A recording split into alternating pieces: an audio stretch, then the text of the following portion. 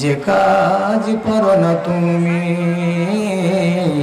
যে কাজ পারো না তুমি।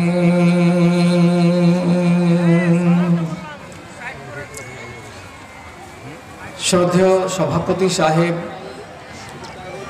সমবেত এই এলাকার বিভিন্ন প্রান্ত থেকে মাদ্রাসার এক গাদা ভালোবাসা বুকে নিয়ে, ইমানি জজবাকে সাথে নিয়ে উপস্থিত ছোট ও বড় সকল স্তরের সকল শ্রেণীর আমার ভাই ও বন্ধুরা তথা মজলিস থেকে অনতি দূরে আড়ালে স্ক্রিনের সামনে বসে থাকা অবলা সরলা স্নেহের মা এবং বোনেরা,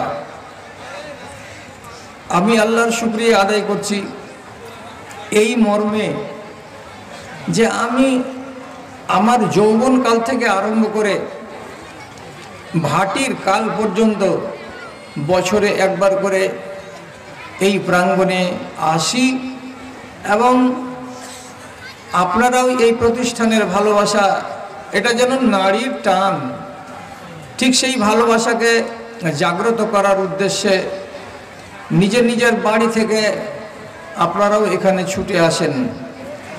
আমরা হয়তো এলেমের কাঙাল মানুষ হলেও দু চারটা কথা বলে মানুষকে একটুখানি সৎপথের দিশা দান করার একটু চেষ্টা করি, দিয়ে মনে মনে ভাবি যে যেইটুকু করলাম আলহামদুলিল্লাহ ভালো করলাম।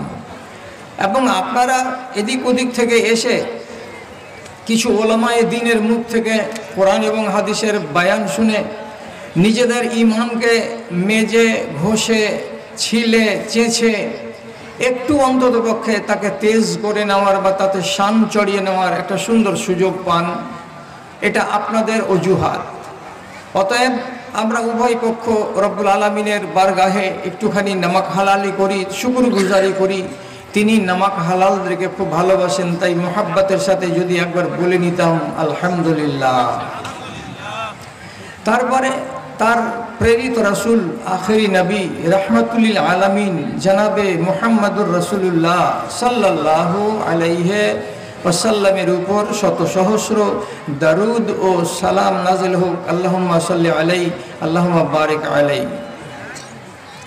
বন্ধুরা, আমি আমার বয়ান করার আগে কোনোদিন ভূমিকা বাঁধি না, সরাসরি যে আয়াতটাকে পড়ি তা নিয়ে আলোচনা আরম্ভ করি। আজ আপনাদের সামনে প্রথমে একটা আয়াত পড়েছি সূরা নূহ থেকে, ছোট্ট একটি আয়াত, বরং আয়াতের একটা অংশ বিশেষ। সেই আয়াতটা আপনার সামনে আমি তর্জমা করে দিচ্ছি, আর দেওয়ার পরে আমি আমার আলোচনাকে এগিয়ে নিয়ে যাওয়ার চেষ্টা করছি। মহান আল্লাহ আমাদের কাছেই কৈফিয়ত চাইলেন, মা লাকুম লা তারজুনা লিল্লাহি ওয়াকারা, তোমাদের কি হয়েছে, ব্যাপারটা কি, তোমরা আল্লাহর সম্মান রক্ষা করছো না কেন? তর্জমা শেষ। কি হলো তোমাদের, তোমরা আল্লাহর ইজ্জত আল্লাহর সম্মান রক্ষা করছো না কেন? এখন এই প্রশ্ন আমাদের ঘাড়ের উপরে এসে বর্তালো। কি করে আপনি বুঝবেন যে আমি আল্লাহর ইজ্জত রক্ষা করিনি? কি দিয়ে আপনাকে বুঝাবো যে আপনি আল্লাহ তাআলার সম্মান এখনো করেননি? এটা বুঝাতে গেলে সোজা সোজা কথা এভাবে আপনাকে বুঝাই। আল্লাহ আমাদের বাড়িতে কোনোদিন মেহমান হয়ে আসেননি যে তার জন্য আমরা একটা ভালো চাদর বিছিয়ে দিয়ে ঘরখানাকে সাজিয়ে ডেকোরেট করে নানা রকমের আয়োজন করেছি, এটা নয়। রব্বুল আলামিন নিজের আরশের উপরে আসীন আছেন, সেখানেই থাকেন। তাহলে আমরা তার ইজ্জত করিনি কি করে? ইজ্জত না করার মানে মতলব ব্যাখ্যা এই যে আমরা কোন পথে চললে আর কোন কাজটা করলে নিজেদেরকে ইহলৌকিক জীবনে এবং পরলৌকিক জীবনে সুখ এবং স্বাচ্ছন্দ্যের সাথে কামিয়াবি হাসিল করতে পারবো, সে উপায়কে বলে দিয়েছেন কোরআনের মধ্যে। এবং কোরআন মাজিদের ভিতরে 3 রকমের আয়াত আছে, এই কথাটা নবী করিম সাল্লাল্লাহু আলাইহি ওয়াসাল্লাম স্পষ্ট করে দিয়েছেন। এর ভেতরে একগুলো হলো ওয়াজ এবং নাসিহাত, আর একগুলো হলো আদেশমূলক আইন, আর একগুলো হলো নিষেধমূলক আইন। এই 3 রকমের আয়াত দিয়ে আল্লাহ তাআলা কোরআনকে সাজিয়েছেন, যেগুলো বিগত যুগের আম্বিয়াদের কথা বা ঘটনা বা বিগত যুগের মানুষদের ঘটনা, সেইগুলো থেকে আমাকে সবক নিতে হবে। যদি ভালো ঘটনা হয় তাহলে আমার সেখান থেকে সবক নিতে হবে যে আমি যেন এইরকম হতে পারি। যদি মন্দ হয় তাহলে সেখান থেকে আমাকে সবক নিতে হবে এই আচরণে আমি যেন নিজেকে দুষ্ট না করে তুলি, অতএব আমাকে সাবধান হতে হবে। বাকি থাকলো আল্লাহ আমাদেরকে যে দুটো আইন দিয়েছেন, সেই আইন দুটো আমাদেরকে সমৃদ্ধ করার জন্যই দিয়েছেন। একটা হলো আদেশমূলক আইন, আর একটা হলো নিষেধমূলক আইন। এই ফরমান কার? এগুলো সবই হচ্ছে আল্লাহর। এবার একটা নিষেধকে যদি আমি মানি তাহলে সরাসরি আল্লাহ রাব্বুল আলামিনকে আমার মানা হলো। একটা নিষেধকে যদি আমি অগ্রাহ্য করি তাহলে সরাসরি আল্লাহ রাব্বুল আলামিনকে অগ্রাহ্য করা হলো। আল্লাহর একটা আদেশকে যদি আমি গ্রহণ করি তাহলে আল্লাহ রাব্বুল আলামিনকে আমার ভালোবাসা হলো, এবং আল্লাহর কোনো একটা আদেশকে যদি উল্লঙ্ঘন করি তাহলে আল্লাহ তাআলার সাথে আমার বেয়াদবি করা হলো, তার অসম্মানী করা হলো। এটাই হলো তরজমা যে তোমরা আল্লাহর সম্মান কেন করো না। কজন সম্মান করি, কজন করি না, এই বিষয়টাকে দেখতে গেলে আপনি নিজেকে মিলান। আপনার কাছে কতটি চরিত্র আছে? আমাদের মাঝে কত রকমের চরিত্রের লোক আমরা আছি? হয় কত রকমের, আছি বলছি না, হয় কত রকমের। কেউ চোর হয়, কেউ ডাকাত হয়, কেউ লম্পট হয়, কেউ মদখোর হয়, কেউ ব্যভিচারী হয়, কেউ সুদখোর হয়। এগুলো মুসলমানদের ভেতরে আছে, ছিল। 1400 বছর আগে যেদিন কোরআন আসেনি সেদিন ছিল। অতএব সেই যুগের মানুষগুলো সভ্য মানুষ ছিল না, ভদ্র মানুষ বলে তাদেরকে গণ্য করা হয়নি। সেই যুগের মানুষগুলোকে বলা হয়েছে বর্বর, এদেরকে বলা হয়েছে বদতাহজিব, এদেরকে বলা হয়েছে অসভ্য। কেন? যে তারা যে কাজগুলো করেছিল সেই যুগে, এই কাজগুলো কোনো সভ্য জাতি করতে পারে না। এই সভ্য জাতি যেন হয় এরা, আর অসভ্যতার গ্লানি থেকে উঠে আসতে পারে, এবং তাদের রন্ধ্রের ভেতরে যে ঢুকে আছে এই জানুয়ারি বুদ্ধিগুলো যেন তাদের বেরিয়ে যায়।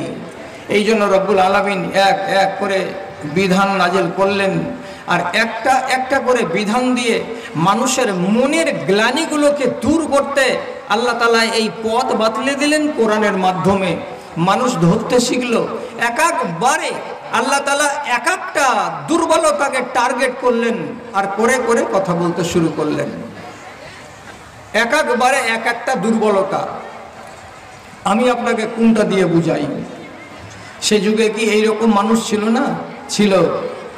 এরা সুসভ্য হলো কার দ্বারাই? তো কোরআনের দ্বারাই। মাথায় রাখুন, নবী নিজে বলেছেন প্রত্যেক উম্মতের ভেতরে একটা করে রব্বুল আলামিন মুহাদ্দিস মানুষকে প্রেরণ করেছেন। আমাকে আল্লাহ তাআলা, আমি যখন প্রেরিত হলাম তখন আমার যুগে রব্বুল আলামিন একজন মুহাদ্দিস দান করেছেন আমাকে, তিনি হলেন হযরতে উমর। উমরের মতো একজন জ্ঞানী, গুণী, বিদ্বানী, তিনি বলেছেন একটা এমন কথা যেই কথাটাকে আজও ইতিহাসের পাতায় সোনালী রং দিয়ে লেখা আছে। কি বলেছিলেন তিনি? তিনি লিখেছেন এই কথাটা, বলেছেন এই কথাটা, কুন্না আযাল্লা কওমিন ফাআযানাল্লাহু বিল ইসলাম। উমরের কথা, আমরা ছিলাম ছোট লোকের বাচ্চা, আমরা ছিলাম অসভ্য জাতি, আমরা ছিলাম বর্বর। সেই অসভ্য জাতি, সেই বর্বর জাতি, এবার লাঞ্ছনার গ্লানিকে মুছে ফেলে দিয়ে তারা সভ্যতার শিখরে আসীন হলো, তারা ভদ্র হয়ে গেল, তারা সভ্য হয়ে গেল, তারা শিক্ষিত হয়ে গেল। কার দ্বারাই? তিনি বলছেন বিল ইসলাম, ইসলামের দ্বারাই আমরা বড় লোক হলাম। আগে কি ছিলাম? ছোট লোক ছিলাম। কোরআন আমাদেরকে বড় লোক বানালো। তো কোরআনে কি আছে? তাবিজ আছে? জি না, এটা সংবিধান। প্রত্যেকটা বিধি এবং বিধান যেটাই আল্লাহ তাআলা দিচ্ছেন, যেটা মন্দ আপনার আর আমার স্বভাব, তাকে উৎখাত করার জন্য বলছেন। যেমন ব্যভিচার করো না, এটা একটা আল্লাহর বিধান। যেমন ব্যভিচার করো না, কেন ব্যভিচার করবে না? তার যুক্তি আল্লাহ রাব্বুল আলামিন দিচ্ছেন, তার যুক্তি নবী সাল্লাল্লাহু আলাইহি সাল্লাম দিচ্ছেন কি এই জন্য ব্যভিচার তোমরা করো না, যদি করো তাহলে এই ক্ষতি, এই ক্ষতি, এই ক্ষতি হবে। এই জন্য মানুষের মগজে যখন ঢুকলো যে ব্যভিচার করতে গেলে এই ক্ষতি হয়, সেই ক্ষতি হয়, তখন মানুষ সেটাকে ছাড়তে রাজি হয়ে গেল। এই করে আবার আইন আসলো নেশা। নেশা যদি পান করো এই ক্ষতি হবে, এই ক্ষতি হবে, এই তোমাদের ক্ষতি হবে। আর নেশা যদি ছেড়ে দাও তোমাদের এটা এটা এটা এটা লাভ হবে। যখন আল্লাহ এবং তার রাসূল এক একটা বিধিবিধানের যুক্তি সমেত তাদের সামনে যখন তুলে ধরলেন, তখন সেই পুরানো অসভ্য বর্বর মানুষগুলো আল্লাহর কোরআনকে স্বীকৃতি দিয়ে তারা বড় লোক হতে পারল। কত এরা ছোট লোক ছিল, আর কোরআন তাদেরকে বড় লোক বানালো। একটা উদাহরণ দিই। হযরত আবু যর গিফারি রাদিয়াল্লাহু তাআলা আনহু এমন একটা বংশের লোক, তার বংশের নাম হলো গিফার। ওই বংশের লোকেরা সেই দিনের, সেই যুগে পরিচিত ছিল সারা আরব জাহানের ভেতরে। কি বলে? এরা হলো সন্ত্রাসী, এরা হলো লুটেরা, এরা হলো চোরের দল, এরা হলো লম্পটের দল। এরা যে কোনো বিদেশি কাফেলাকে যদি পায় তাহলে দিনের বেলায় তারা লুটে নেবে, আর কাফেলার মানুষগুলোকে খুন করে দেবে, ধন সম্পদগুলোকে লুটে নেবে। এই একটা নয়, দুইটা নয়, শত শত শত শত ঘটনা ঘটিয়েছে। কারা? তো গেফার বংশের লোকেরা। কোরআনের চর্চা চারিদিকে দৌড়ালো।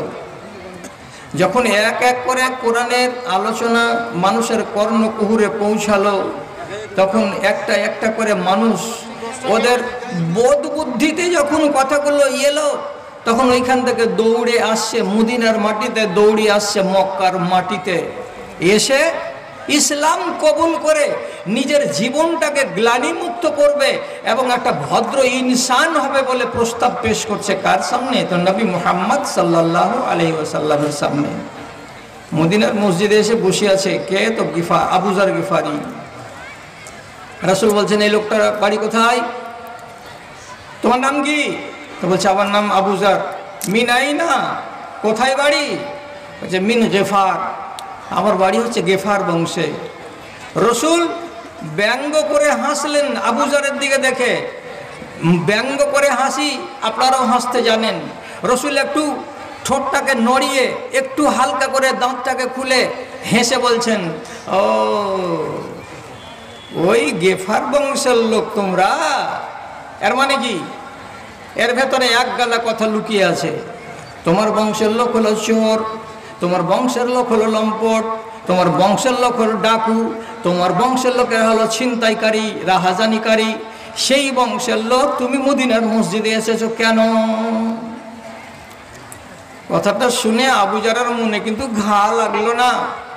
ও জানছে যে আমার বংশের এই বদনাম সারা আরব জাহানে আছে, এই জন্য রসুলও আমাকে এই কথাটা বলে খানিকটা ব্যঙ্গ করছেন যে ও তুমি গেফার বংশের লোক। বলে হ্যাঁ।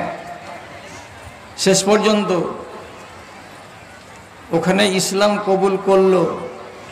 ইসলাম কবুল করে নিয়ে এই লোকটা, যেটা কালকে কি ছিল, যার বংশের মধ্যে এও এক সিয়ানা ডাকাত ছিল, সেই ডাকাতটা, সেই লম্পটটা এবং সেই পথের পথিকদেরকে লুটে নেওয়া লুটেরা মানুষটা নিজেকে কত করে বদলালো, যার সম্বন্ধে রাসূল নিজের জীবদ্দশাতে বলছেন, আমার সাহাবীরা, জ্ঞান যদি কাউরি কাছে নিতে চাও, হালাল কোনটা হারাম কোনটা, জায়েজ কোনটা নাজায়েজ কোনটা, কোনটা বৈধ কোনটা অবৈধ, কোরআনের তাফসীর কেমন হবে, এই শরীয়ত বিষয়ে যদি তোমার জ্ঞানের দরকার লাগে, আমি 4টা মানুষের নাম বলে দিচ্ছি, এর কাছে জ্ঞান পাওয়া যাবে। তার ভেতরে নবীজি আবু যর গিফারির নাম নিয়ে বলছেন, কোনো বিষয়ে যদি তোমাদের জ্ঞানের দরকার লাগে তাহলে আবু যর গিফারির কাছে যাবে, তোমাদেরকে সন্তোষজনক উত্তর দেবে, তোমাদেরকে জ্ঞানের সম্বন্ধে যথেষ্ট নলেজ সরবরাহ করবে। আল্লাহ তাআলা তাকে এত জ্ঞানী বানিয়ে দিয়েছে। রাসূলের ইজ্জত কত বাড়িয়ে দিলেন, আর কোরআনের মাধ্যমে, ইসলামের মাধ্যমে তার ইজ্জত কত উপর দিকে গেল। শেষে এক যুদ্ধে বিদেশ থেকে বাড়ি ফেরার পথে বেচারা একেবারে ক্লান্ত উঠে চড়েছিলেন, উট কাফেলার সাথে সাথে আসতে পারে না, একেবারে লুঠে গেছে উটটা, যেন চলতে পারে না, দল থেকে আধ কিলোমিটার 1 কিলোমিটার পিছনে পড়েই থাকছে। রাসূলের কানে খবর গেল, আবু যরকে পাওয়া যাচ্ছে না। রাসূল বললেন, কোথায় গেল, হারিয়ে গেল নাকি? আবার কিছুক্ষণ পরে তাকে পাওয়া গেল। তো রাসূল বললেন তার সম্বন্ধে, ইন্নাহু ইয়াইশু ওয়াহিদান ওয়া ইয়ামুতু ওয়াহিদান ওয়া ইউশারু ইয়াউমাল কিয়ামাতি ওয়াহিদা। আবু যর গিফারি আমার এমন একজন সাহাবী, দুনিয়াতে যতদিন বাঁচবে একাই একাই বাঁচবে, যেদিন মরে যাবে সেদিন একাই মরবে, তার ডানে বামে কোনো লোকজন থাকবে না, এবং হাসরের ময়দানে জমা হবে তো একাই জমা হবে। আল্লাহ রাব্বুল আলামিনের নবী তার সম্বন্ধে 3টা ডিগ্রি দিয়ে দিলেন, এবং আমরা 2টা ডিগ্রি দেখেছি, হাসরের ময়দানের ডিগ্রিটা আমরা দেখতে পাই না। ফতোয়া খুব কড়া দিতেন, খুব কড়া ফতোয়া। সেই কড়া ফতোয়াকে থামতে না পেরে সাহাবীরা আপত্তি করেছিলেন খলিফার কাছে। হযরত উসমান বলেছিলেন, আবু যর তুমি মদিনাতে থাকিও না, এখান থেকে মদিনা থেকে পূর্ব দিকে একটা শহর আছে 3 মঞ্জিল দূরে, জায়গাটার নাম হলো রাবজা, তুমি ওখানে চলে যাও। উনি রাবজা চলে গেছিলেন, একটা ময়দান, খেজুরের বাগান বেষ্টিত একটা এলাকা, সেখানে কেবলমাত্র মিয়া আর বিবি, এরা দুজনই মানুষ বাস করতেন। আর এই 2 মানুষ বাস করতে করতে হঠাৎ একদিন মারা গেলেন আবু যর গিফারি। তো আবু যর গিফারি মরবার কালে তার স্ত্রী চোখের পানি ঝরিয়ে কান্না করছিল যে তুমি মরে যাবে তো আমার উপরে সমস্যা হবে কি, যে আমি একজন স্ত্রী লোক আর আমি একাই, এখানে লোক নেই জন্যেই, তোমাকে কাফন করাবে কে, তোমাকে গোসল দেওয়াবে কে, তোমাকে কবরে সমাহিত করবে কে, তোমার জন্য কবরটা খনন করবে কে, আমি কত বড় ফাসাদে পড়লাম যেহেতু তুমি ময়দানে মারা যাচ্ছ। কেউ নেই ডানে আর বামে। রাসূলের কথাটা ঠিক হয়ে যাচ্ছে, কিভাবে ঠিক হচ্ছে তো দেখুন। এইবার মারা গেল, তো তার স্ত্রী ওকে বলেই দিয়েছিল যে আমার মুখের উপরে কাপড় চাপিয়ে দিয়ে তুমি 3 বিঘা দূরে রাস্তার উপরে দাঁড়িয়ে থাকবে একটা মেয়ে ছেলে, আল্লাহ তাআলা ব্যবস্থা করে দেবেন। ঘরের ভেতরে স্বামীর উপরে কাপড় চাপা দিয়ে রোডের কিনারায় দাঁড়িয়ে আছে স্ত্রী। আরব দেশের লোক কোনো মেয়ে ছেলেকে যদি একই জায়গাতে মাঠে ময়দানে দণ্ডায়মান দেখতে পাই, তাহলে ওদের যতই ব্যস্ততা থাকুক ছুটে এসে জিজ্ঞেস করবে তোমার সমস্যাটা কি, তুমি বেটি ছেলে হয়ে মাঠে দাঁড়িয়ে আছো কেন। আবু যরের স্ত্রীকে দেখে একটা দল এলো, 20-30 জন লোকের, এসে বলছে বোন তুমি মেয়ে ছেলে হয়ে মাঠে দাঁড়িয়ে আছো কেন। তো উত্তর দিয়ে বলছে কেন দাঁড়িয়ে আছি, এই ঝুপড়িটার ভেতরে যাও আর গিয়ে দেখো যে আমি কেন দাঁড়িয়ে আছি। এরা কয়েকজন গেল, মুখের উপর থেকে চাদরটা সরিয়ে দেখলো একটা মরা মানুষ। এরা চিনে নিল এটা কে, তো রাসূলের সাহাবী আবু যর। সাথে সাথে এই সাহাবীটি বলছে রে আমরা কপালওয়ালা রে। কেন? রাসূলের মুখ থেকে শুনেছি একদিন সায়ামুত রাজুলিন মিন আসহাবি বিফুলাতিন মিনাল আরজে ইয়াহজুরুহু ইসাবাতুন মিনাল মুমিনিন। আমার সাথীদের মধ্যে থেকে একটা সাহাবী